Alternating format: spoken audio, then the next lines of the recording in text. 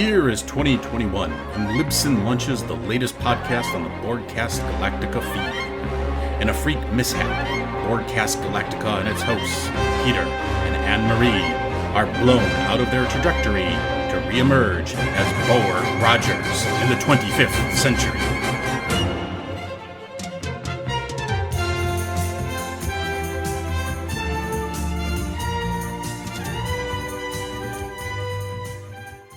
Hello, friends, and Hello. welcome to Borg Rogers 1.1. Woohoo! Here we go, folks. Hold on tight, because this is going to be an interesting ride. In the year 1987, at the John F. Kennedy Space Center, NASA launched the last of America's deep space probes. The payload perched on the nose cone of the Massey rocket was a one-man exploration vessel, Ranger 3. Aboard this compact starship, a lone astronaut, Captain William Buck Rogers, was to experience cosmic forces beyond all comprehension. An awesome brush with death. In the wink of an eye, his life support systems were frozen by temperatures beyond imagination. Ranger 3 was blown out of its planned trajectory into an orbit 1,000 times more vast. An orbit which was to return the ship full circle to its point of origin, its Mother Earth, not in 5 months, but in 500 years. A little bit of background information. So Buck Rogers existed prior to this incarnation, Buck Rogers in the 25th century, as a 1928 Buster Crabbe serial. Oh. The original story was written by Philip Francis Nolan. Buster Crabbe, of course, went on to play Flash Gordon as well, so he was like all the sci-fi heroes. Yeah, in the big pants. Yeah. But this series, the 25th century, premiered in 1979 in the US, making they did the same as they did with Battlestar Galactica. They brought out the pilot as a movie that people could actually go to the cinema to see, and it earned $21 million. Wow. Yes. In 79, that was bloody a lot. Yeah. And then it hit the TV series and wasn't quite such the rating success. But anyway, I guess we may touch on that later on. But over to you to explain the first half of the story. Yeah. So you open as like the opening credits and it's sort of radio traffic. And you find the year is 1987 and it's the last of America's deep space probes, which I all know from the later theme tune that starts. Yes, the rest of the series has this as a voice, a cut down version. It's this voiceover without all the posy, sexy women. Yeah. Yeah.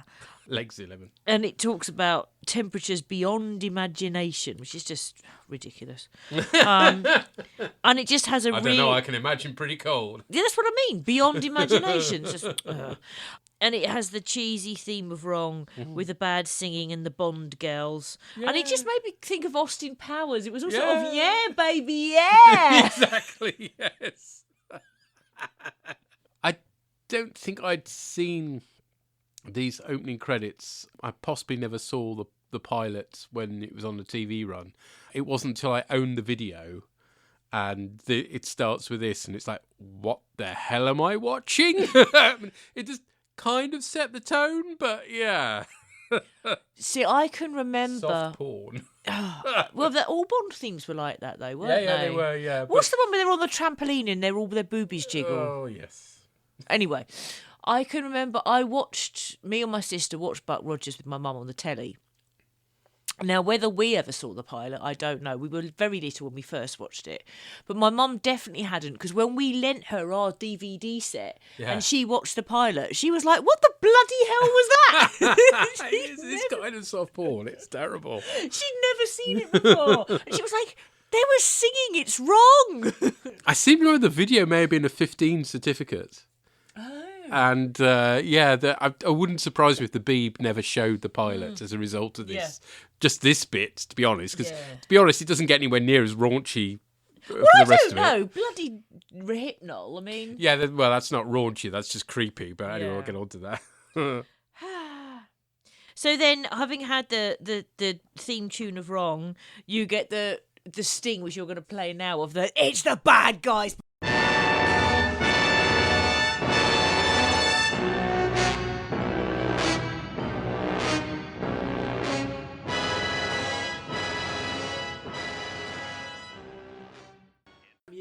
Yes, because it's a Glenn A. Larson show, so the bad guys have a spaceship that has its own theme tune. Yeah. If you remember, we had this with the bass star as well, but this one is just somebody passing out on a keyboard. I'm sorry. It's awful. I do remember talking about this on Space Dock Jury and making the lads laugh. It is a mean-looking ship, to give it its credit. I mean, it's really well constructed. It's apparently one of the biggest models built of its time. Yeah, it does look massive. And also they have lots of extra sections for close-ups. So actually, I think there's something like 5 models in total, close-up views of things like the docking bays and stuff. The only thing I would say is I'm not massively comfortable with the generous helpings of minarets, which sets the tone for the look of the bad guys, and it's not good. No, it's not. And it does the whole Star Destroyer pass over the camera thing to begin with. Yes, lessons were learnt from Star Wars. Yeah. So then him having been sort of frozen, and I do quite like the frosty makeup job they've done on him. It looks quite good. He gets taken in by who we later find out are the Draconians in a little triangle force field thing. Yes, and that's the thing the humans use as well, these triangle force fields. They're so cute. Yeah. And these are hatchet fighters, which aren't that impressive a design. They're kind of like boring X-Wings, basically. But they always come in threes, like Cylon Raiders. The Glenn A. Larson likes his ships, 3 ships passing, Yeah. And the pilots had got rather samurai looking, and they're all very swarthy, and oh man. And then they land, and you find that the Draconians use disco lights for life support, because you've got Buck on a bed, and it's got one of those sort of, I don't know what you call them. They must have a name, but they're very 70s, and it's like a slightly squishy tube, because I can remember putting them up in Santa's grottos. Oh yes, they were very common in Santa's grottos, and they've also got them. They're also the fuel lines for all the ships as well, aren't they? Yeah, and it's just like it's just painfully 80s. It was 70s if this was 79. Yeah, but we're just hitting the 80s at this point, and this does feel more 80s and 70s. It does. To be honest. It does. Do you want to say something about? Now I never know who it's Jill or Gil Gerard, because that's not a name we have in this country. Jill. No, see, I wouldn't say Jill, because in this country that's a woman's name. Jill, you're right, it's short for Gillian. Yeah. But with 2 L's. So my instinct would be gill, like the gills of a fish. Which is a weird thing to be calling somebody. And gill, which is also a measure of alcohol. So it's a bit like calling somebody pint. Okay. But anyway, he's got a fascinating past. He dropped out of college before graduating, got a job as an industrial chemist, and worked his way up to being offered the job as vice president of his company. But then he had to leave because they wanted him to get a master's degree before promotion, and he didn't want to admit that he hadn't even got a college diploma yet. Whoa. Yeah. So then he started acting college, funding it by driving a taxi by night. And one fare gave him his first acting gig, basically. Wow. Yeah, so it's a sort of almost accidental act, really. He's in The Nice Guys. Did you? I hadn't realised this until I checked his IMDb, which is a film we dearly love. Yeah. He's the spokesman for the Detroit car manufacturers. Is he? Yes. He's got a big moustache, so it's not so easy to recognise him. Unfortunately, he doesn't cover himself in glory in this series, it has to be said. He became increasingly dissatisfied with the series' comedic tone, which, to be honest, the camp comedic tone is there from the beginning. If you didn't see that in the script, you must have known what he was letting himself in for. But anyway, it was hardly ever going to be gritty and realistic, was it, with that writing? No. But yeah, he refused to say some lines. He also demanded rewrites on some episodes so he'd get more lines and they would feature him more prominently. much. Exactly. I was going to say, does he remind you of anybody?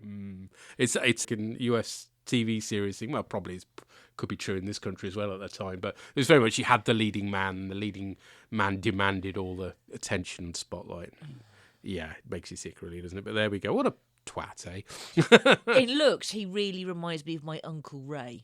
Yeah, he's certainly hairy enough to be your Uncle Ray. Yeah. In fact, your Uncle Ray just about out hairies him, but only just about. Plus, your Uncle Ray wears a medallion. I mean, you do expect Buck to be wearing one, to be honest. I'm sure there's an episode where he does. I don't know. There is one where he has even bigger collars than in this, at the leather gear. I can't wait for that one, but yeah. Yeah. That's something to look forward to, folks.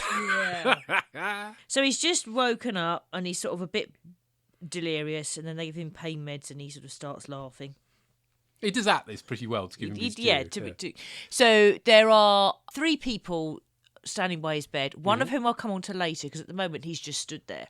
Yeah. But the other 2 are Kane and Princess Ardala. So let's start with Princess Ardala. All right, Pamela Hensley, who was in the original Rollerball film, which I tried to watch but found it far too boring. It's a very 1970s film. It's similar in some ways to that film we watched recently for the Black Dog. That weird shit one. 10th assassination or whatever it was. 10th victim. That that's was it. Weird as fuck. Yeah, the rollerball isn't quite as weird as that, so it doesn't even interest you as much as that. But it's got that same very cynical 70s approach to things. Yeah, and it's a sport where people die and nobody cares. You know, right? That was a thing in the 70s apparently. She was in that old Galactica favourite, BJ and the Bear, which we've never seen. That takes us back. And she's wonderfully evil. She's so arch, and she's fantastic. Yeah. You can imagine her being a real gay icon as well, can't you? Yeah, it's just. Yeah, she is. She's brilliant. Because of the era that this is made, she doesn't get to wear an awful lot. But she wears so many different outfits that so barely cover her. Yeah, they'll like cover her shoulders massively for no reason and leave other parts exposed in a weird way. But she's sort of your predecessor of people like Empress Georgiou in Discovery. I was thinking more Blake Seven and Servalan personally. Yeah. But it's the same vibe. They're both those characters are sexy villains. Yeah. Both of them wear significantly more clothing. But they've got a degree of authority about them. A degree of authority, yeah. Unfortunately, because she's a princess, and of course she has to be, she's therefore slightly under the thumb of Kane, but, never mind. She's got, she's railing against him all the way through, and yeah. She's fun. Yes, she is. I like her. And then we've got Kane himself, who just seems to be Mr. Grumpy. Yes, he is. He's not the most exciting of performances, is it? It's Henry Silver, who was in the original Manchurian Candidate. Okay. And he made a real career out of playing bad guys. He also voices Bane in a lot of the DC animated features, which I imagine he's probably a lot better at, to be honest. And he was in the Dick Tracy movie too, but he was probably under so much makeup you'd never recognise him. He will be recast for the character's later appearance in season 1. I didn't think I recognised him, if you see what I mean. And we won't miss him particularly, I don't think. Yeah. So, yeah. He's just a very one-note performance. Yeah. So, you find out from Kane that this man may be 500 years old. And then you see that he's got chest hair right up to his Adam's apple.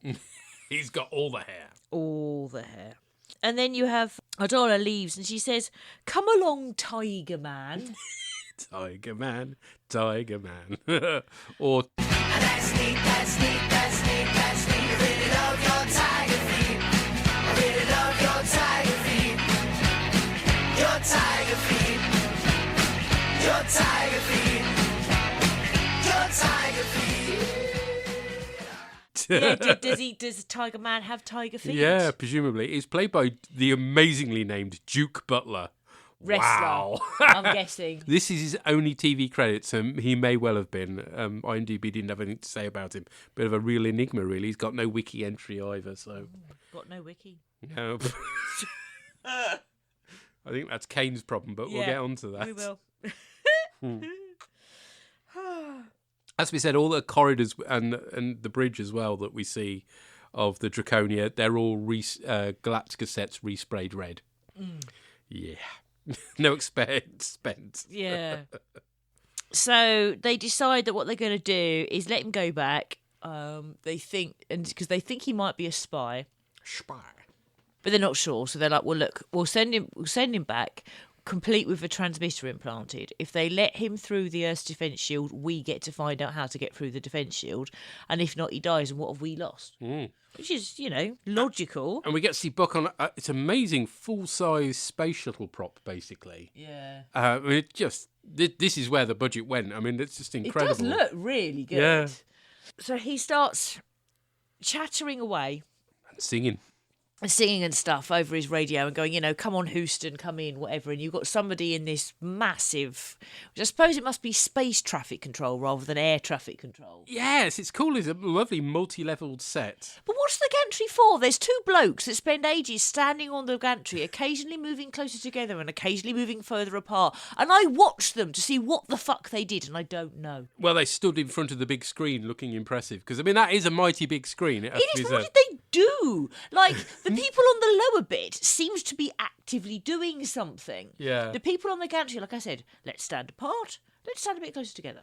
Let's stand apart. Well, this is the Earth Defence Directorate, which is a bit of a mouthful organisation, but there we go.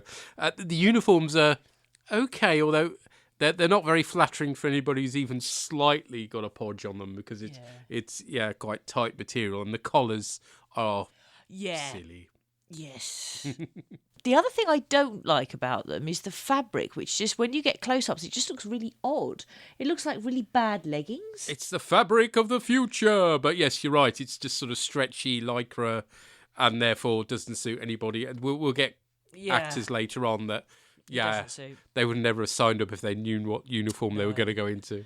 But I do like the colour scheme of white with a small amount of colour rather than ridiculously large amounts of colour. I quite like that aspect of it. It's okay. If it wasn't for the collars, I'd be a lot more No, forgiving. I'm with you on that. I'm with you on the collars need to be a bit more restrained. Yes, but it was the late 70s. What you're going to do? Yes. And there's somebody there who's monitoring frequencies that they no longer use, which makes sense because they've got to be seeing what they're picking up. It must be a boring job most of the time. Most of the time, but it makes sense that somebody's going to monitor it. I like that. I like the logic. And so she picks up when she thinks it's a joke, but they're really not sure.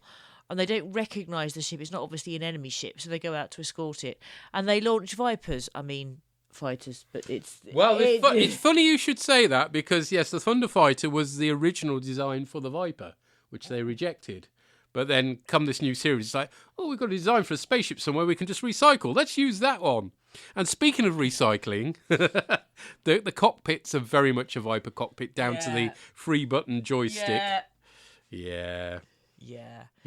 And so leading the fighter escort is Colonel Wilma Deering. Hey, Erin Gray. Yes. So you get someone. Yeah, you just get Harry Buck, I'm sorry. Well, Ardala, to be fair, but yeah. Right, okay. But yes, Erin Gray did have quite a formative effect on me when I was young. She's in Star Trek Continues much later on. And Star Trek Continues? Yes, that's the sort of semi-fan-made thing that was never completely recognised. And then when CBS bought the rights to Star Trek, it then had to be set fire to or some such. Oh. We've spoken about it a few times. Have we? Okay. Yeah. She's also a semi-regular in Baywatch. And, of course, because it is the law, she was in BJ and the Bear. Really need to watch this BJ and the Bear. It's got some nice people in it. It's nice to make her a colonel. Yep. But, yeah, don't expect too much of a liberated female figure, unfortunately. Yeah. But, yeah, there's no getting away from it. She is a stunner. Yeah. And that lip gloss, wow. Yeah, the lip gloss is a bit of a thing. But you get the same, though, with Ardala and her lip gloss. It's like they're having a lip gloss off, isn't it, really? It is. Yeah, it's all about the lip gloss. I wanted lip gloss when I was younger because my sister's got ginger hair, but she sort of pretended that sort of somehow Wilma's hair was more gingery than it was, and I was Ardala because, of course, I'm an evil bitch and I've got dark hair, so that's what we were going to do. And we both wanted lip gloss. My parents were really anti-makeup, but for some reason they were absolutely fine with lip gloss. We used to plaster ourselves in it and wear our bikini tops along with my mum's jewellery that we'd nicked and sort of short skirt or, anything we could find and walk around pretending to be Ardala and Wilma. Wow. Okay. Sorry. We didn't... The thing is, it never occurred to me at the time, but we didn't bother with Buck. No, nor did I. So, neither did I dress up as Wilma or Ardala, I hasten to add, but yeah. I think we pretended Dr. the cat... Huey, maybe. No, I think we pretended the cat was Twiki. Well, of course. Anyway. Sorry. Yeah. As they're going to escort him in and they're giving him instructions and whatever else, he decides it must be the Russians and tries saying Das Vidanya, nice. Which is quite funny. We get some lovely effect shots with their re-entry to Earth. I mean, the mats are a bit shonky throughout, it has to be said. It's like they're aiming for Star Wars, but they haven't quite got the time and the budget, so therefore there's a lot of sort of frizzing around the models, but it's like centuries ahead of what Doctor Who was doing. And this was put on originally on ITV against Doctor Who as a ratings battle. And it looked, like $1 million compared to Doctor Who's 50p spent on the budget. Yeah. But Buck Rogers lasts 2 seasons. Doctor Who, still with us now. Yeah. Yeah. It's one of those things as well that it looks much worse on our big telly, on the size of the telly that we watched it on as a kid. That's true. You probably wouldn't have noticed so much. You might have noticed a bit, but not anything like Also as much. worth mentioning throughout this, beautiful, beautiful mats. Just incredible. Yeah. I mean, they will get reused a lot over the course of the series. They'll get their money's worth from it. But the number of lovely, beautiful mats in this pilot, it's just, wow. Yeah. It's incredible. I also really liked the idea that this corridor has them coming in over the desert initially. If something goes wrong, if they crash, they're not crashing into people, they're not crashing into buildings. The impression you get is most of the planet is desert, thanks to... I mean, this is the interesting thing. In the movie version thing, there's a scene cut in the TV version where they explain there was a World War III, basically. Yeah. That's never really gone into it. We'll later on see the sort of fallout, literally. But yes, there's no explanation of how the Earth has ended up like this. But yeah. And then they land and Buck tries to sort of chat up Wilma, who's not having any of it, which is good. Yeah. And then he sort of all lighten up darling and goes to touch her without her consent, which is not a good idea. Creepy. And she says, take this barbarian into custody. And I'm like, yeah. Yep, that's good. Yep. It's a shame she didn't stay that way throughout, but never Yeah. mind. So then you end up in It's the Future, so it must be all white office. And you get to meet our old vicar.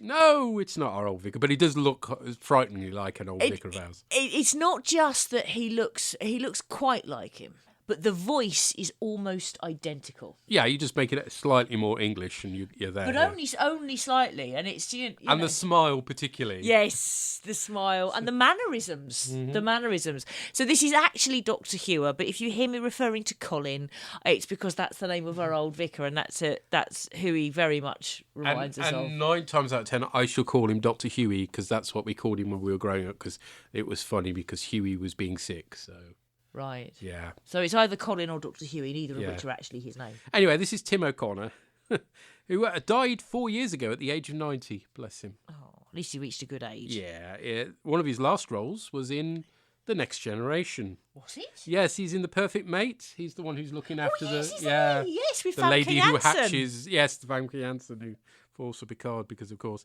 He's also in Naked Gun 2.5, which I've not seen in so long. No, yes. TJ Hooker, The A-Team, Dynasty, MASH. I don't think I've seen his A-Team episode, or if I have, I don't remember. We've probably not got that far. And the 1970s Wonder Woman series. He's even in the 1960s Outer Limits, and he's got roles going back to the 1950s. And he's just a lovely, warm character. I mean, they say partly that's because he reminds us of a vicar we're very fond of, but also because he's just nice. He's like, he's a really sweet guy. Yeah, you said it, Dog. Yes, the dog agrees with us, clearly. And he introduces Dr. Theophilus, who generally becomes known as Theo. But he's just perspex smiley face of Smiley. It's not a great design, it has to be said. It's pretty naff. It's very like children's toy, basically. Yeah. With the flashing when they speak, and It looks like one of those things that, you have to put the semicircle in the semicircle slot. Are you talking about, what's that TV series? The Adventure Game? Yes. Yes, they are, similarly cheap. Yes, Google Adventure Game BBC TV series and you'll find out what that's about. Yeah, and of course he's carried by... Twiki! Yes, Bitty. to the accompany of very broad comedy music. Every time Twiki's on screen, you get the same musical sting, and it gets a bit irritating even by the end of the pilot, so I hope they drop it eventually. And Twiki is voiced by Mel Blanc. Yes, recognised by many people, yep. But he's played by Felix Silla. Yes, who was an Ewok in Return of the Jedi. Probably not a surprise. He was also a dink in Spaceballs, which is kind of their version of Jawas. And, most importantly, he was an Emperor Penguin in Batman Returns. Yeah. Yeah, originally, Twiki was just going to go biddy, biddy, biddy all the way through. He wasn't going to say anything recognisable. And then Theo would translate. Yeah. But they realised that was too much like R2-D2 and C-3PO. And they're running quite close to the legal line here as it is. So they decided that wasn't a good idea. Yeah, Twiki's design, I wouldn't say was a classic, personally. Well, That head, yeah. yeah. I mean, later on he says L'chaim, L'chaim, yeah. which is, yes, the Jewish version of good health. It means, to life. Yeah. Yeah. Twiki the phallic robot, Who basically. signed off on that? Really? Oh, I think they wanked When off on it rather than signing off on it, to be honest. Oh, well. Oh, dear. Just, no. Just, it really is all kinds of wrong as a design. So I don't know whether you probably haven't seen and you probably don't want to. There's this thing at the moment about making sort of cartoon characters into butt plugs. And you don't need to make Twiki into a butt plug. No, he is a walking butt plug. Yeah. And you find out that Dr. Theophilus is part of the Computer Council and he's the one responsible for the weather. And he's introducing a pale hint of mauve. I don't know what mauve is. We think he means mauve. That is just how United Statians pronounce it. Get used to it. But when is AU pronounced or in anything else? I don't... Look, yeah, we have no grounds for arguing any consistency with our language, so just, don't... Glass houses, stones, move on. Okay. Anyway, I like the idea that he introduces purple into sunsets. Yeah. This is good. The idea that it's somebody's job to put purple in the sunset. I approve of this as a thing.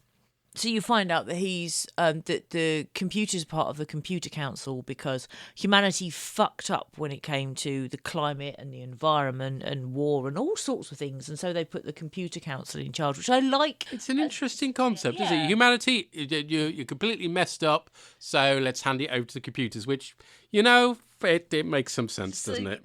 And instead of it turning out to be, the Terminator, then the computers turn on humanity. Yeah. Here, nicely, they don't. No. And I like this as well, that it's because Buck insults him and you get, you're going to hurt his feelings. They do have feelings and that sets them apart from mere machines. So, treat them with respect kind of thing, which I like. But then what gets me is this is just Perspec's face, okay? That's all it is. And the first thing he says is, what an attractive man you are, Buck. I know. What the fuck? He's got the hots for Buck throughout this. And it's not the only time. Later on, he'll comment on how sexy Buck looks. I mean, Theophilus, wow. Okay. Yeah, it's just, wow. And he says that basically Theophilus does believe Buck in terms of his story and what he says, because when he tells Buck that, you've arrived at Earth 504 years later and Buck is just stoned effectively by the whole thing, is totally knocked sideways by it, Theophilus sees that as the reaction. He's like, no, that's a genuine reaction. And that's the point where she says, no, I do need that drink, and takes it from Twiki, and Twiki says, L'chaim. Was Mel Blanc Jewish? Is that why he says it? I would have thought so, yes. I mean, I'm just guessing here, but yeah. So then you have Colonel Deering, who wants to expose Buck. Yeah, she's all anti him at the moment. Yeah. And they're walking around somewhere that looks to me like the Barbican, but you told me it was a hotel. Yes. It's a combination of a place where they did the World... I want to say, not the World Series. That's the blooming... World's Fair? World's Fair, yes. So some of the outside scenes are there. But yes, that inside bit is a hotel, apparently, in LA. And the Draconians have said that they want to trade. They'll protect Earth from pirates who are, having a serious impact on their ability, particularly to get, to transport food. And they want to be able to have landing privileges on Earth. And so Buck takes Wilma to his ship and says, what are those marks from? I was fired on. And he explains that they're fresh. Did you fire on me? And she says, no. It's like, well, then it must have been the Draconians. Why? What are they up to? And he says, you need to go in armed. And she's like, thank you for your 500-year-old advice. Which I can understand why they're like, we know he's right, but I understand why that's their reaction. Yeah, I do like his reply that, well, I kind of agree, because, human beings in my time didn't know what the hell they were doing either. Which is, it's nice to an extent, but it's still like, I know better. Yeah. He goes outside because he wants to find out what's happened to his family and the civilization that he knew. And he's warned to be careful of the cold because they're going to drop the temperature. It's an energy-saving exercise. I like that idea. Mm-hmm. And then you get loads of people bashing things with pipes. Yeah, it all suddenly becomes Escape from New York, doesn't it? Doesn't it? Yes. It's, you remember Buck Rogers for all the disco trappings, but there's actually quite an edginess to this pilot. Yeah. This is, after all, post-apocalyptic, effectively, Earth, and you've got all these people living out in the wilderness, kind of zombie-like. Yeah. It's weird. And then you get a lot of biddy, biddy, biddy, biddy. What's he saying? You don't want to know. Biddy, biddy, biddy, biddy. And eventually Buck gets frustrated, which, he gets frustrated after we have, to be fair. Mm-hmm. And then you get this scene where it's like, we're being surrounded, we've got to go. And Theo says, I've got gold as part of my component. They're going to want me melt me down for that. And then they say, and I hate to tell you the use they'll put Twiki to. And you're just looking at him going... Yeah, the giant walking butt plug, what are they going to do with him? Yes. And then you get this sort of, I don't know what your strategy is, Buck, but standing in the street is stupid, which, Yeah, so it's all quite dark at this point. Yeah. So then he runs off to look at graves. Like, he's on the run from these people, but he's stopping to look at every grave. Yeah. And he finds his parents' grave, and he learns that there are very few graves at all. Anybody was lucky to get anything, and they didn't have individual graves. Presumably there wasn't any space if there was that many deaths. No time, I think, was more the point. Yeah. And then he's surrounded, so he breaks out with his...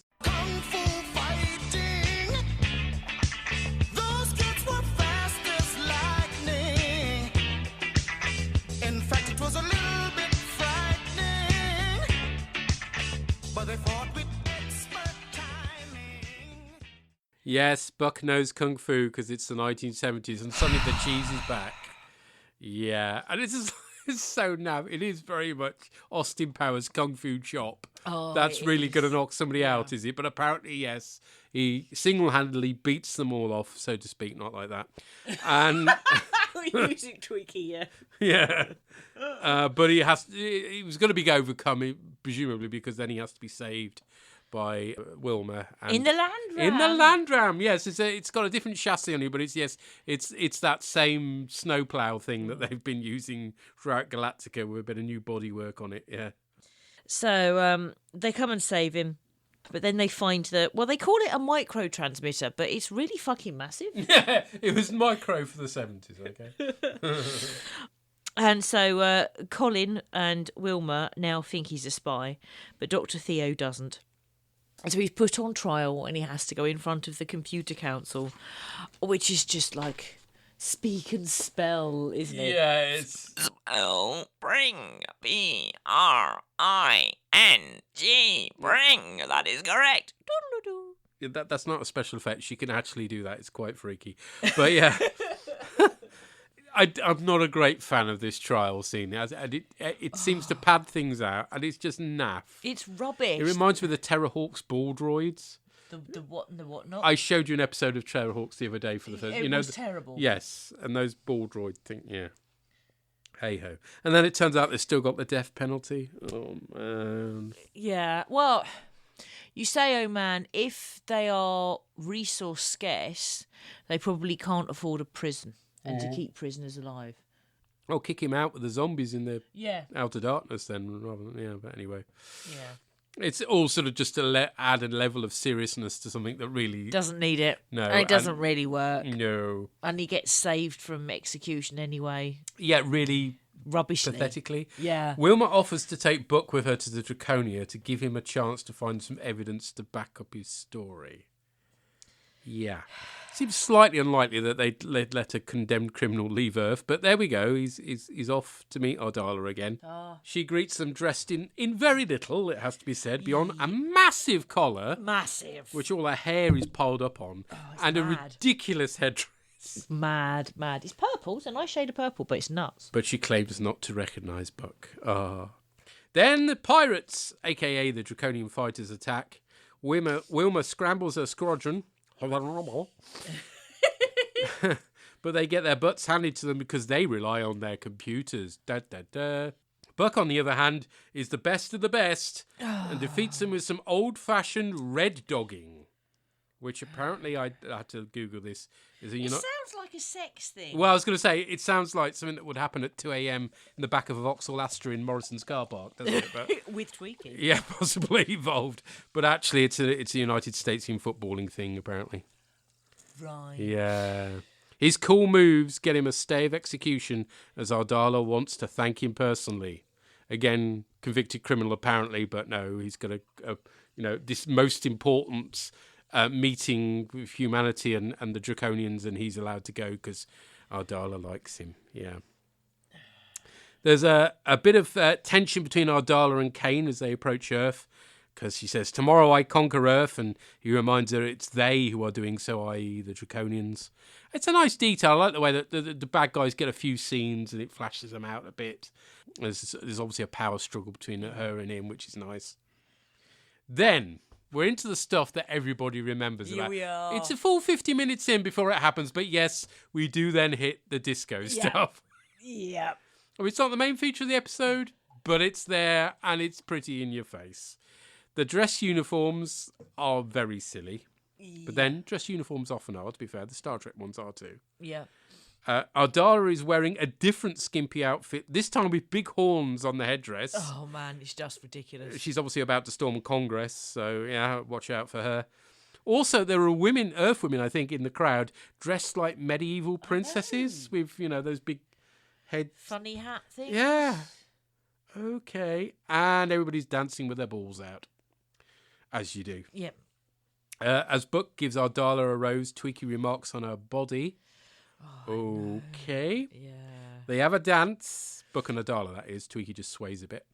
Then Book gets the music changed to some subpar Bee Gees Saturday Night Fever Dream stuff. Terrible. And he does some really, really bad dad dancing. And he does at one moment, and hopefully you'll put this on the tumblers, he does this grimace, this particular, it's your stick your neck out chicken style while biting your lower lip dad dance thing. It's painful. It is, it's really bad. He clearly can't dance to save his life, but never mind.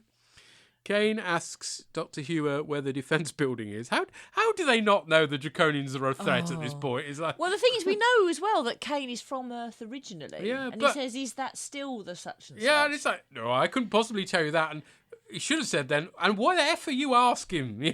But no, apparently, all the humans except for Buck have got to be completely, It's similar to Battlestar Galactica, isn't it? The opening with the, Council 12. Oh, yes, the Cylons are offering us peace. It's clearly a Glenn A. Larson thing that he's got these massive, all these dodgy foreigners are out to get us. Yeah. Well, given his age, do you think somehow he was permanently scarred by Neville Chamberlain? Yeah, less so, but certainly the lesson of the war to him was never trust anybody, I suspect. Yes. Anyway, Kane steps in to stop Ardala dancing and Because she's the...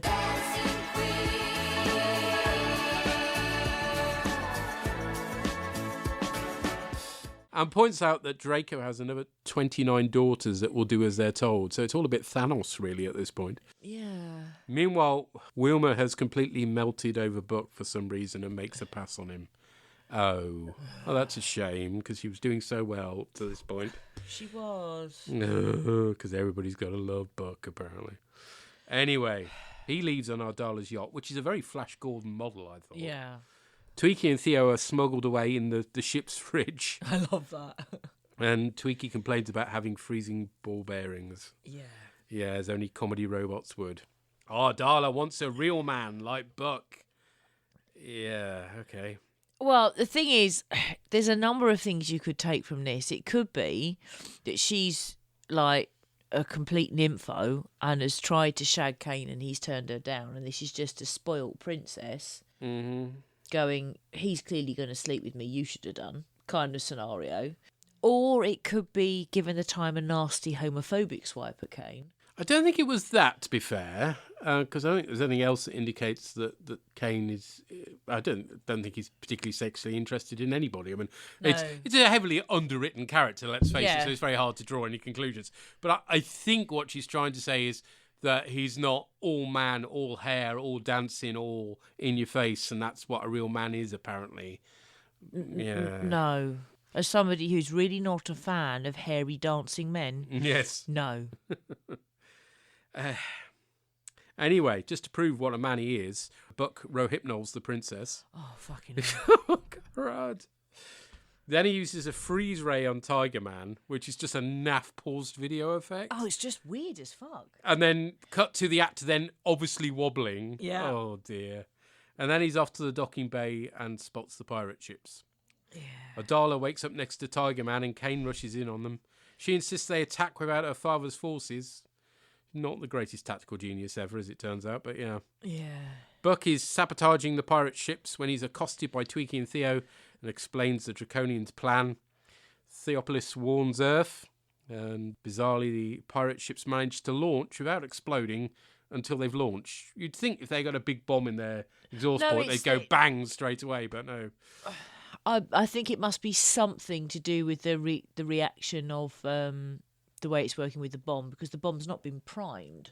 Well, When if he you puts it in stick the a turbine. bomb in an engine like that, a rocket engine, then it's just going to go bang straight away. It isn't going to wait until you've gone all the way out the launch tube and then go bang. It'll just go bang straight away. I don't know physics. Yeah. Tiger Man catches Buck bomb-handed. Cue Fight, fight, fight, fight, fight, fight!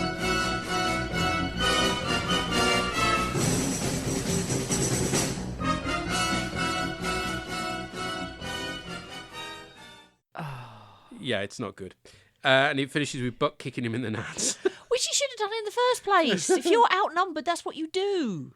First realistic movie's pulled off, let's face it. Yeah. And then he sticks a bomb in Tiger Man's belt, which seems a tad unsporting. And apparently Tiger Man blows up, although he will be back somehow. They glued him back together or something. Well, maybe Tiger Man is just a position. Yeah, maybe, because it's a different actor next time. So Yeah. maybe it's Tiger Man 2. I don't know, but anyway. Tiger Man 2, The Revenge. Yes, it's all very Frosties. But anyway, the Draconia is hailed by King Draco himself, who is played by Joseph Wiseman, who's Dr. No from, well, you can guess which Bond film. Kane blames Ardala. She blames him for not being enough of a man. Yeah. And they escape on a yacht. Wilma flies into the ship to rescue Buck and the quads, which is nice. Gives Yeah. her something heroic to do. Draconia then blows up with naff Does look bad. superimposed explosions. Yeah.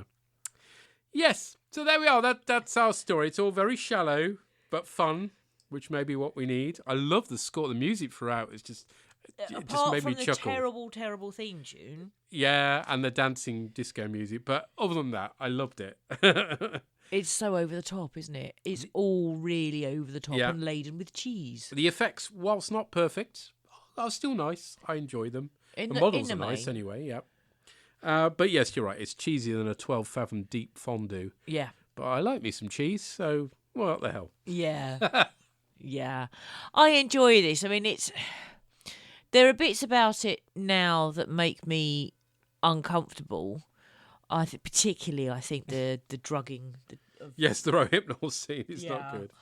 But most of the rest, it doesn't bother me, at least, in this pilot, because he is from 1987 and he's behaving like a bloke from 1987. You're right, And yeah. so it's got that excuse, if you see what Yeah. I mean. It's not trying to...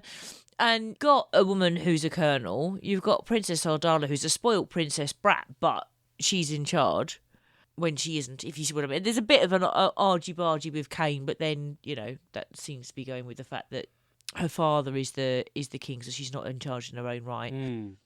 And yes, you've got the ridiculous skimpy outfits of Wrong. And I just still don't understand what that gantry is, and the blokes were a little bit closer together and a little bit further apart. But, in the main, I really enjoy this. It's silly and it's harmless and it's different from the gritty dark, isn't it? Yes, it is. I think that was what was called for. And we've heard from Doreen, who writes, I found the acting less stilted in Awakening, that's this, compared to that in The Cage. I think there might have been more action here. Yeah, I think so. More disco dancing, certainly. Yeah. However, the less said about the ball dance and the dream sequence, the better. The 70s music was nostalgic in a strange way, but my reaction to it might get less fond as we go along. The first season, I seem to remember, is pretty solidly like this. You can hack this level of cheese, you'll be able to hack the first season. The second season, just to warn you folks, less good. Yeah. But yeah, the first season is, I mean, what do you expect from... The next story is called Planet the Slave Girls. I mean, you know. Yeah. Yeah. Weirdly, I like the big, clear plastic crowns. I think I might be full of the joys of spring. Or perhaps they were just better than horns. I think I'm going to have to leave my 21st century sensibilities at the door when I Might help, yeah. watch Buck Rogers. Okay, to explain that statement, I'm going to have to talk about the dancing. When Buck got the princess up to dance, I thought it was the sexism that was annoying me. Buck there in his fancy button-to-the-neck army jacket, and all the princess had was a few chiffon veils and a cow horns headdress. But it was Anthony who pointed out that the other females were either in military uniform or ballroom dresses, so it was actually suggesting the invaders went from the east / a different culture. And that made it worse. Yeah, now when you start looking at what their pilots wear and all those minarets on their ships, that's the most troubling part of this. Is like, And you know, Tiger Man, and a tiger is an Asian big cat, and also as well, very like of the era. It's like Asia is a big lumpen monoculture thing. Like you've got minarets. No, it's that untrustworthy East. It's not even Asia. It's the East. It is. So isn't everybody it? is swarthy and so various Eastern imagery going into. So this, you've got samurais mixed up with minarets. Yeah, it's just not which is nice. not the same, you know. I mean, in some ways, it's so broad. It's at least you can't think that they're attacking one particular culture. But on the other hand, it's like, this is clearly the West looking at the East as this great big threatening conglomerates and thinking, oh, I don't trust those foreigners. Yeah, not good. And Doreen finishes with, I did prefer Buck when he was in his military uniform rather than showing off his hairy chest in a jumpsuit. Oh, yes. Definitely. Thank you, Doreen. Thank you. And we've heard from Jeff. This show is way too much fun. Old-fashioned swashbuckling space action, cool spaceships, and the dancing. Gil Gerard or Gil Gerard, I never know. Maybe a poor man's Lee Majors. Yeah, he is. But he gives Buck Rogers a nice bit of goofy charm that keeps his macho swagger from being too overwhelming. Yeah. Erin Gray's Colonel Deering is nicely competent, though I was annoyed that she went from suspicious to swooning over Buck in record time. Oh, yeah, that was heinous, wasn't it? Yes. Despite the unfortunate helmet design, Twiki is a lot of fun. I especially like that he wears Dr. Theophilus like a Flavor Flav wears a clock. Okay, what's a Flavor Flav? Googling. I don't know. Dr. Theophilus is great too. He's like a more portable and pleasant hack. Yes, far less arrogant. In fact, the whole anti-Galactica aspect with the AI ruling council as saviors of humanity is pretty interesting. I wonder if it will really be explored at all. Yes, Oh, yes. I wouldn't hold your breath. Flavor Flav with clock. Oh my gosh, right, he's even got Ardala's hat on as well. Yeah. No idea who he is, but yes, interesting. They must have saved a lot of money on Princess Adala and attendants' costumes, just from the sheer volume of material standpoint. Yeah. Of course, she is smitten by Buck immediately, just like Princess Aura and Flash Gordon. I guess these all-American macho lunks are like catnip for evil space princesses. I guess so. Oh, God, yeah, but, Flash Gordon. I mean, again, yeah. Not the Mind Pro. Not the... Well, speaking of catnip, Tiger Man! His potential was totally wasted. He was standing around looking all cool and mysterious, then he gets easily stunned and subsequently blown up. You didn't mention him getting kicked in the nuts. No. Unceremoniously. It was really disappointing. I guess he's the Darth Maul of this series. He's nowhere near as cool as Darth Maul. I don't think you can call this show good, but it is highly entertaining.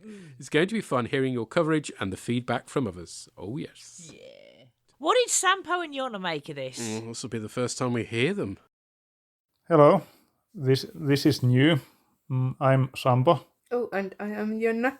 And we're giving this MP3 thing a try. I mean, we just watched the episode. We're recording on my phone, so let's see. Maybe we'll figure something better out in the future. But the biggest reason is I really can't be bothered to write an essay on the thing we just watched. So let's see. What in Okay, so mother of... no, okay. So We just watched Buck Rogers episode 1, The Awakening. And I was like, what did I just see?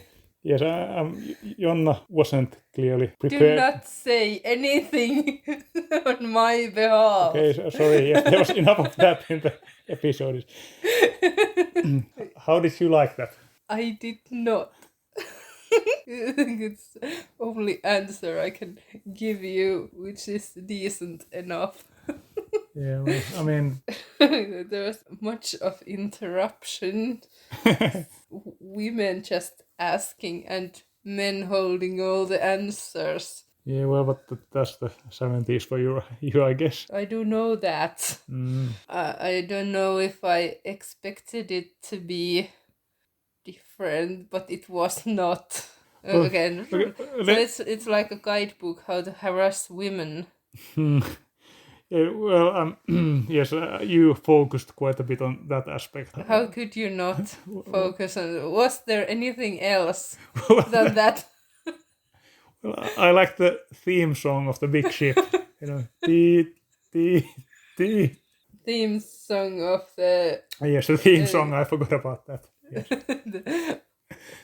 I mean, do we have to? I mean, is that? I mean, I suppose we have to look at that for every episode. But I mean, The man is just sleeping, and women are rolling down, and then they just come to his arms, and he just bends to kiss them, and then. But I mean, that's a good summary of the entire episode, I guess. I mean, I guess the women were in a sort of strange sexual competition to prove to Buck Rogers who's more of a woman or something like that. yes, and I honestly thought that Mr. Pocket would have like sleeping with the princess, but then you told me that Mr. What? I just don't remember his name, so I Buck Rogers. Mr. Pocket. name. It was Mr. Mr. Pocket. Okay. I mean, we got a lot of humor of the two robots. I mean, they were like the. I mean, yeah, but just don't start to say the speedy biddy, please.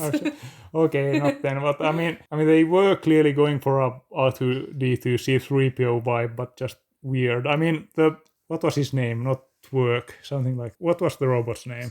Twink. Twig. Well, never mind. I mean. Tweak. I mean, for the first half, I just thought he just said the sound at random intervals, but then suddenly he started throwing random sentences there as well, and it just, I mean, didn't make any sense.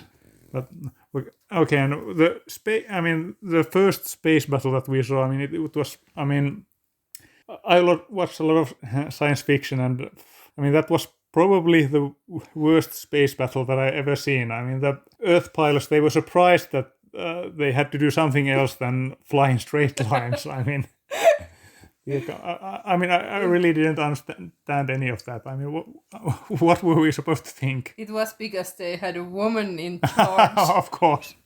The man had to come from. Yeah, I mean, it was the pirates were shooting down the other things.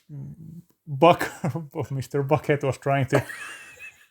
He was trying to do something, and the woman was just complaining to him that I don't do anything. Yeah. It made no sense whatsoever. I mean, everyone was stupid. I mean, every single character in this series was stupid. I guess that's plain stupid. Yes. Even Tiger Man. Yes, Tiger Man, the taser face of this episode. Oh, that poor thing. And I have to also make a note that they were awfully racist as well. Who? What? Well, they made the enemy look like Asians, and they mixed quite many Asian traditions together and made all the bad guys like. All men and women were stupid, but yes, and okay, and you noticed the roof of an Orthodox church on the spaceship. Yeah, they did have that. I think that was just a coincidence, but well. What? Oh yeah, great party with all the dancing. Yeah, it was just embarrassing to watch when he tried to Just play rock and roll. rock and roll. It was like a nightmarish version of Back to the Future. Indeed, it was. I mean, watching that, it was one of the most awkward things I remember seeing in Which television. one came first? This ugly, awful. Yeah, okay, this actually came before Back to the Future. Yeah, okay, so yeah, never mind. I didn't actually think of that. So, I wonder what happens in the next episode. It's called the planet of the slave women. I wonder if there's any misogyny in that one. Maybe they'll have an emancipation and they just enslave the men instead of being slaves. Well, we'll find out next time. But hey, they did have this rainbow sleeve. Did they? I noticed. It was the one thing that I thought it was really nice. Okay, I didn't notice that. Okay. I guess that's it. See you next time. Yes, like I said, let's see how this goes. Okay, bye. Bye.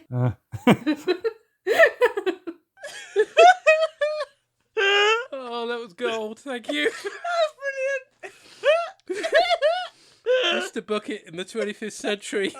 There's the episode title. Mr. Bucket and his robot Twerk.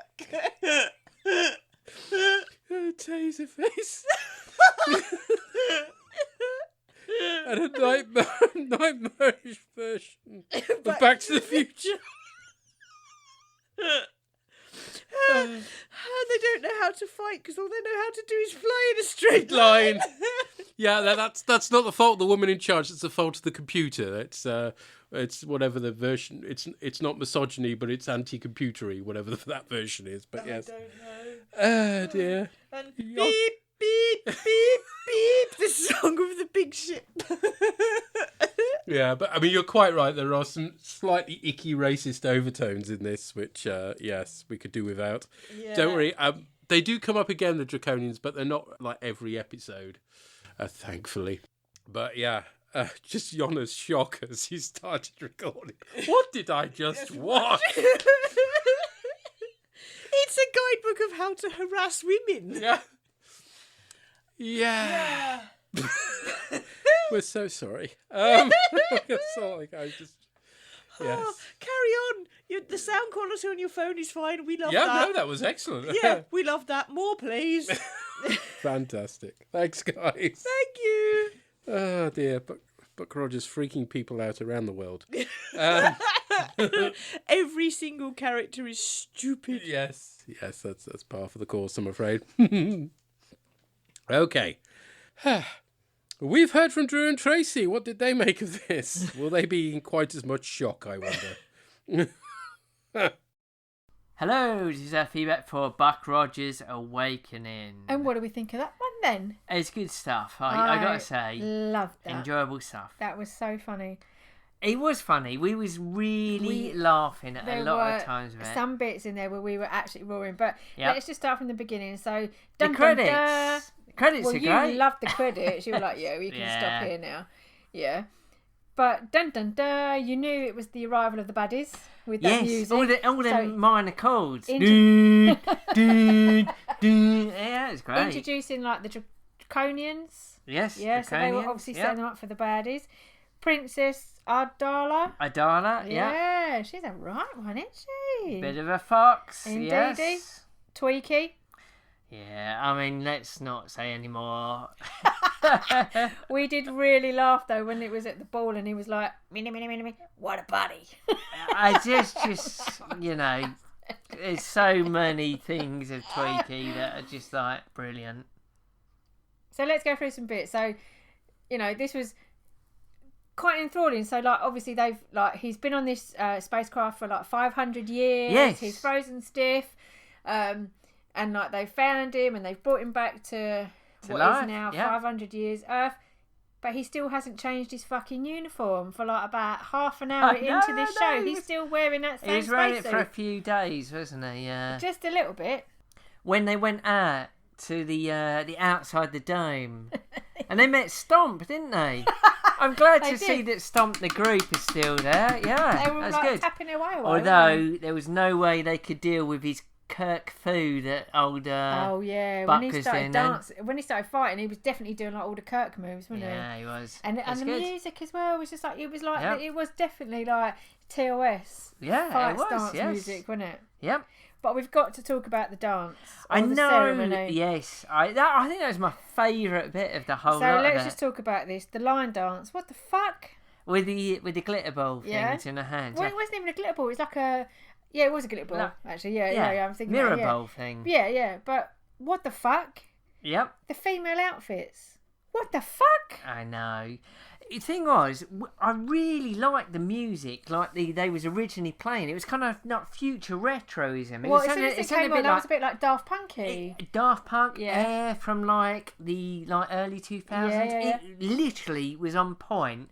And then Buck, the dick, goes to him like, "Oh no, this is rubbish. Play some rock." And then the music they played then was just terrible. That was not and his dancing rock. was terrible. That no, was I know it like wasn't that was rock. like Davy Jones music. Oh, it was awful. But we did like the fact that we saw a Beatle in there from Sergeant I Pepper. know there was a Beatles guy there. Loved it. Yeah. Loved it.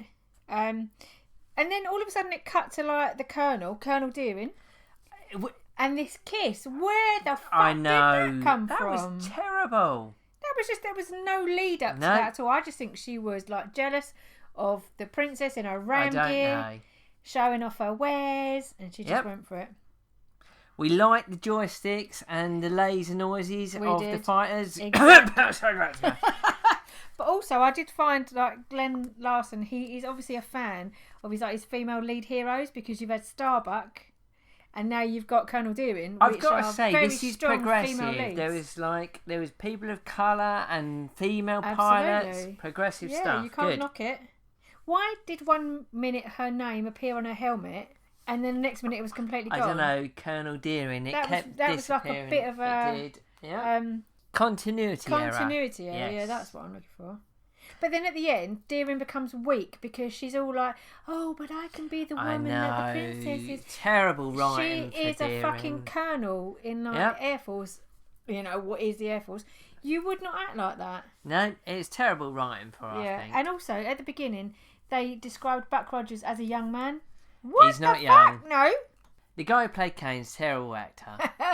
It's really bad. It's just like one note Yeah. all the way Yeah. through. We did laugh when the king, like, transported in, didn't we? That was the hilarious thing. When he just like transports in, he's going, Roger, Roger. We literally did Yeah. roar at that point, didn't we? Yeah, And we I like did, the yeah. fact that actually the princess is one of 30 kids, so he's Yes, obviously had I a know. good time, hasn't he? Yep.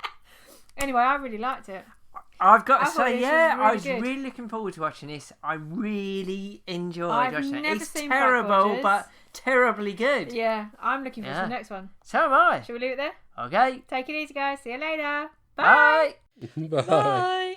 Terrible but terribly good is about right, I think, really. Terrible but entertaining. Yes. The Kirk moves in the fight. Yes, I mean in some ways this is more original series than the original series Yeah. is. This is what you think of the original series being, with Buck in the Kirk role, but actually, thankfully the original series is slightly more nuanced than this is. Yeah. Yeah. And the baddie tune. Boom. Boom. And yeah, Buck is supposed to be young. He's supposed to be in his early 20s. No, he's about 40. Gil Gerard was in his early 30s, so Oh, yes, okay. he was a decade out. But they like the actor apparently. So Yeah. And yeah, the music was good until Buck changed it, and it isn't fucking rock. Oh, I quite like that. I mean, it's terrible, but yeah. Don't know who Stomp are though. Where did... Oh, no, I know who Stomp are. I saw them on Blue Peter. Did you? Yes. Jolly good. But where did that kiss come from? Oh no, it's terrible. I mean, the writing for Wilma is all over the place, isn't it? Yes. Never mind. And yes, it was very amusing that the king transports in for an argument. Yes, it's just screaming from the get-go, isn't it? Yeah, which is good. And in terms of the one of 30 kids, I thought that was taken from the history of the Ottoman Empire. Right. Another swipe at the... Yes, another East- dodgy East- Eastern thing. yeah. Yeah, never mind. It's not particularly progressive, guys, I'm afraid. No, not really. It's about as progressive as the Rehypnol, isn't it, really? Yes. What did Purry make of this? Yes, what have we inflicted upon? Hello, Args. BD, and indeed BD. Purry here to talk about Buck Rogers' The Awakening. This is going to be an experience. I think I'll probably start with the good things in this. So, first thing, I like the spaceship designs. I like the Draconia. I'm with Pete on that. It's a cool spaceship with its own theme music. What's not to like? And it does have a good baddie spaceship. It looks like a battle cruiser kind of thing. I quite like the Pirate Raiders, and I like the Thunder Fighters. I'm sure you might have mentioned, if not, they were a hand-me-down design from Battlestar Galactica. They were one of the original pitches for the Vipers, and indeed we've kept with the Vipers sound effects, and by the look of it, cockpit interior has quite a lot of Viper stuff to it. I think the joysticks look the same, so there was that. I liked actually a feature I noticed in this. I don't know if it was deliberate, but it almost seemed like you could break this up into this sort of an hour and a half of telly into kind of 15 to 20 minute chunks, a bit like an old serial. And so it did seem like there were these sort of everything would seem like he goes and explores the city and gets attacked by weird duff mutants. Was he rescued by a Landram? I hope he was rescued by a Landram. He gets picked up by Princess Ardala. He then goes to Earth. It all seemed like almost like you could see it being split up into the old serial type parts, which I quite liked, and I hope that was deliberate. I also like Princess Ardala, but that's purely adolescent hormones still kicking about my system after all these years. If I was Buck, I'd have gone off with her to rule our galaxy. Yes, she'll eventually murder you, but it's going to be fun before it comes, before the death comes to you. So things I didn't like, I've got to admit it, I wasn't getting on with Buck. I did find him too smarmy. I know again they're going for that kind of old style hero thing, but and it might just be times, but it was the fact that he was always right as well. He's the best. We had Starbuck being the best at everything. We've had Michael in Discovery being the key to everything in universe. Now we've got this smug git being the best at everything. He's the best. Of course, he can fly a spaceship better than anyone, and he can reinvent rock and roll and dance better than anyone. And I'm not just sure that when Iona saw that thing, she said no, that my dancing was more Twiki. Definitely not annoyed with that. And everyone loves Buck. Obviously, Princess Ardala loves him. What's her name? Colonel Deering, she loves him. Dr. Theopolis seems to have a thing for him. Everyone seems to love Buck. I can't think why. I found him quite smug and insufferable, and that's going to make this kind of a long journey. And it did seem, for all I liked the kind of cutting it into little chunks, I think the downside was you never really got a sense of any sort of momentum building. It did seem to sap the momentum out of it. That you occasionally got an action set piece, so you got the space fight, you got him fighting the mutants, you got sort of the big escape from the Draconia, but it never seemed to really build too much, and I think that was a shame. As I say, I think I found it a bit low energy, and again, it could be pacing of the time, but I definitely found Galactica held my attention more, the equivalent era series Galactica, not the Ron D. Moore, the original series, and I've got a horrible feeling I'm going to spend time doing Galactica comparisons. I did like some of the ideas, though. Again, I actually thought there was a bit of a 40k vibe, believe it or not. I know that sounds weird, they're about as far tonally from each other as could be possible, but particularly the dress uniforms had that feeling of when you see like a Lord Solar Mechanicus or Miraculous or something. The sort of officers in Warhammer had that. It's that old sort of Regency look that they had, and I was getting that impression. Obviously not the main uniforms, the spandex, which everyone's normally crammed into, which that's going to be entertaining as well, I'm sure. So yeah, this is probably going to be a bit of a struggle, but I'll see. Hopefully there'll be some camp fun to be had from this. I think both when I'm sitting watching telly, I do chat along to it, and you do poke fun at it, and I think that's the best way. I never took it seriously even when I was watching this at 6 o'clock tea time when I was in secondary school. I think it was shown. It was something that was on telly, because back then we only had 4 channels, kids. And for some extra weirdness, the sequence at the beginning, the theme tune, which was sung, didn't like the song theme tune, but apparently Buck Rogers' weird dreams involve seeing a hold of women in tinfoil sitting in a big glowy version of his name, doing what appear to be 1970s camera poses. But yeah, I'll be sticking with this for the foreseeable. So you're stuck with me as I'm stuck with it.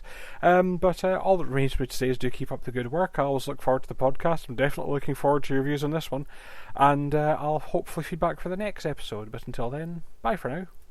Bye, sir. Bye. Sorry. Yeah, camp fun. That is. Yeah. It's slightly. I think it's slightly more disco than 40k is. Yeah. Yeah, not a comparison I'd quickly make, but No. yeah, I agree. The pacing is off in places. Yeah. There are points where the sort of the speed of it all just sort of drags to a. Doesn't it? Yeah, the trial scene's a bit of a chore, to be honest. And actually, the apocalyptic being chased by zombies Yeah, goes it's on a a bit bit weird. too long. Well, we Yeah. didn't need to see quite so much kung fu fighting, let's face it. But yeah. Yeah. So yes, it is a bit episodic, I suppose, in places in that. But yeah, I think it settles down when we get into 40-minute episodes. Although we're a little way off that, sadly. Are we? Yes, because we got this 2-parter next. But never mind. Oh, okay. And it is hard to get on with Buck. Yeah, he's just so painfully of his time that never mind. Yeah. I seem to remember, though, and you can correct me if I'm wrong, that although season 2 isn't as good as season 1, Buck is less obnoxious in 2. Can't remember. All I can remember about season 2 is Wilfred Hyde White. But anyway, that's a story for another day. Shithead. Yeah, and Hawkman. Yeah. Anyway, that's for another time. But yes, it's going to be a ride, folks. There's no two ways about this. But I think if we maintain our level of amusement with it, we'll enjoy it immensely. Put it this way, this will be, I think, the 3rd time I've watched season 1 all the way through. I think it will only be the 2nd time I've watched season 2 all the way through. I'm not sure I've ever seen season 2 all the way through. Oh, so. I definitely have. Uh-huh. But I think it'll be the 3rd time, possibly the 4th, I've seen season 1 all the way through. I'm never watching Galactica 1980 again. No. Okay, this is better than Galactica 1980. Wow. Well, if you're going with low bars, but yeah. In terms of what we've covered in our podcast. Yeah. Yeah. Yeah, it's not as bad as Galactica 1980. Yeah. I mean, Galactica 1980 was only, 8 episodes long?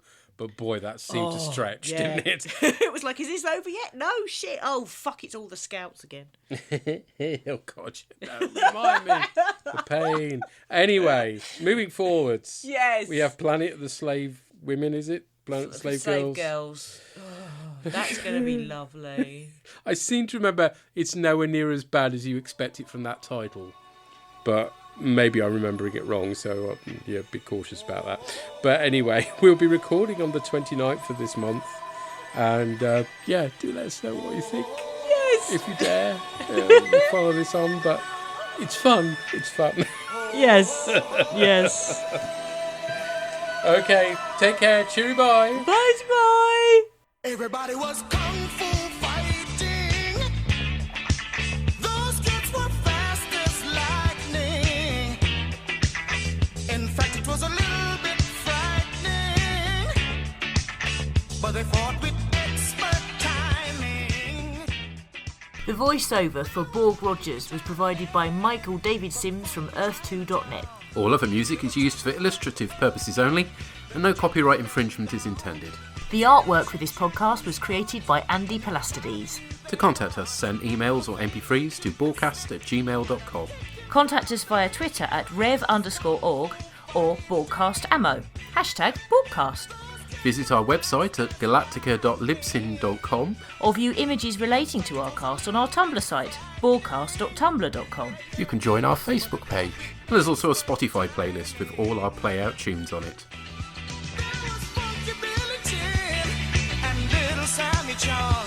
He said, here comes the big boss. Let's get it on. We took a bow and made a stand. Started swaying with the hand. A sudden motion made me skip. Now we're into a brand new trip. Everybody was kung fu fighting. Those kids were fast as lightning. In fact, it was a little bit frightening. Shut it down! What did I just see?